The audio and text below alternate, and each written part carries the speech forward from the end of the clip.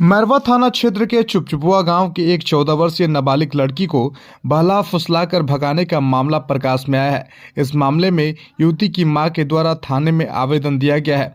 वहीं दो युवकों को आरोपित करते हुए आवेदन दिया गया है। इस आवेदन के अनुसार उन्होंने बताया कि पुत्री शौच करने के बहाने घर से 25,000 कैश और सोने का आभूषण और स्मार्टफोन लेकर घर से फरार हो गई है। काफी खोजबीन के बाद पता चला कि मिसकरही के चमन अली और नवादा के अर्जुन राम मेरी पुत्री को लेकर फरार है। उसने पुलिस प्रशासन से अपने नाबालिग लड़की को सही सलामत वापसी की गुहार लगाई है। बता दें कि यह घटना चुपचुपुआ की है, जहां पर एक नाबालिग लड़की को बहला फुसलाकर भगाने का मामला प्रकाश में आया है।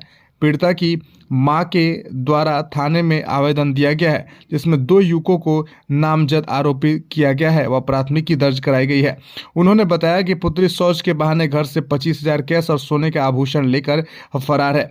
काफी खोजबीन के बाद युवती का तो कुछ पता नहीं चल पाया, लेकिन इस बात का पता चला कि मिसकरही के चमन अली और नवादा के अर्जुन राम पुत्री को लेकर फरार हैं।